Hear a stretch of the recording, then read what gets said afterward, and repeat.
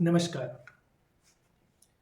एक बार स्वामी विवेकानंद रेल से सफ़र कर रहे थे और वह सफ़र के दौरान उनके साथ बहुत सारे अंग्रेज लोग भी उस रेल के डिब्बे में बैठकर यात्रा कर रहे थे। स्वामी विवेकानंद को साधु की वेशभूषा में देखकर अंग्रेजों को चिढ़ आ गई और वे इनका मजाक उड़ाने लगे। सभी लोगों को लगा कि यह साधु हमारी बातों को क्या जानता होगा। वे सभी लोग आपस में अंग्रेजी में बात करने लगे और लगातार स्वामी विवेकानंद की निंदा करने लगे। उनकी निंदा को सुन करके सभी लोग आपस में चर्चा करने लगे और सभी को चिढ़ होने लगी, क्योंकि अंग्रेजों को साधु से चिढ़ होता था। इस कारण सभी साधु को देखते हुए और उनसे चिढ़ते रहते थे। परंतु स्वामी विवेकानंद अपने कार्यों में पूरी तरह से मग्न और मुस्कुराते हुए अपने कार्यों में व्यस्त थे। हालांकि जितने भी वहाँ पर बैठे हुए यात्री थे, सभी लोग साधु को कमेंट करते जा रहे थे और स्वामी विवेकानंद अपने काम में मग्न थे।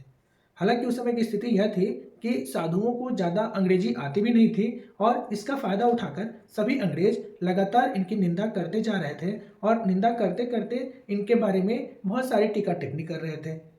परंतु इन सभी बातों का उन पर कोई प्रभाव न हुआ, जिससे देखकर सभी अंग्रेज यात्रियों को लगा कि यह तो साधु मूर्ख है और इसे कुछ पता ही नहीं है हम लोग इसके बारे में कितनी निंदा कर रहे हैं। यात्रा बढ़ने लगा, सभी लोग उसमें बैठे हुए और आगे चलने लगे। जब एक स्टेशन आया जहाँ पर सभी अंग्रेज और जितने भी वहाँ पर दर्शक थे, वे सभी इन्हीं स्वामी विवेकानंद का इंतजार कर रहे थे स्टेशन पर। और वे लोग भी अंग्रेज थे, वह स्वामी विवेकानंद से मिलने के लिए वहाँ पर जा रहे थे, लेकिन उन्हें पता नहीं था कि यही स्वामी विवेकानंद है। जब स्टेशन पर उतरा, गाड़ी रुकी, सभी लोग दंग रह गए कि ये साधु के वेश में जैसे ही नीचे उतरे, इन्हें सभी लोग बहुत ही मान, आदर, सम्मान एवं सत्कार के साथ स्वागत किया और जितने भी अंग्रेज यात्री थे वह भी नीचे उतर गए। अब उन्हें यह सब देख करके बहुत आश्चर्य हुआ। सभी लोग स्वामी विवेकानंद को आदरपूर्वक मंच पर ले गए और उनसे ज्ञान प्राप्त करने लगे, उनसे प्रश्न करने लगे और प्रश्न का उत्तर स्वामी विवेकानंद बड़ी सहजता से और कुशलतापूर्वक अंग्रेजी में ही दे रहे थे। इस बात को सुनकर कि इतनी अच्छी सरल भाषा में और इतना मीठा वचन और अंग्रेजी में इतना स्ट्रॉन्ग कम्युनिकेशन, जिनके बारे में हम लोग लगातार रास्ते में सिर्फ हिनाई और निंदा ही करते आए और इन्होंने एक भी प्रतिक्रिया इस पर व्यक्त नहीं की।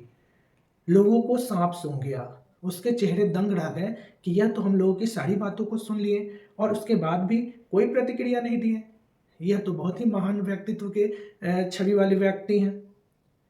और जैसे ही सभा संपन्न हुई, सभी यात्री दौड़ते दौड़ते स्वामी विवेकानंद के पास पहुंचे और उनसे पूछे कि प्रभु, मैंने आपकी तो बहुत ज़्यादा निंदा की और पूरे रेल में आपके बारे में ही हम लोगों ने लगातार निंदा करते रहे, साधुओं को कोसा, उनके बारे में बड़ा बुरा भला कहा, लेकिन आप पर तो इसकी कोई प्रतिक्रिया ही नहीं हुई। हमें क्षमा कर दीजिए।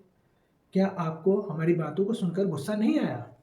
स्वामी विवेकानंद हंसते हुए और मुस्कुराते हुए सहजता से उनका जवाब दिया। उन्होंने कहा कि मैं आपकी बातों को तो सुना, परंतु अपने मस्तिष्क में ध्यान में नहीं रखा, क्योंकि मैं अपने कार्यों में इतना ज़्यादा व्यस्त था कि मुझे बाहर की बातें समझ में नहीं आई और मैं उसे सुन भी नहीं पाया कि आप क्या बात कर रहे हैं। इस बात को सुनकर सभी शर्मसार हो गए और सभी ने स्वामी विवेकानंद का शिष्यता ग्रहण कर ली। और इस पर स्वामी विवेकानंद सभी को बोले कि किसी के वेशभूषा से उसके योग्यता का परख लगाना सही नहीं है, अतः हमें सभी का आदर और सम्मान करना चाहिए और सभी श्रेष्ठ का मान करते हुए एक सफल नागरिक का, कुशल व्यक्तित्व का जीवन व्यतीत करना चाहिए। प्रसन्न रहिए, मस्त रहिए और सदा प्रसन्न रहिए। जो प्राप्त है वही पर्याप्त है। Thank you. धन्यवाद।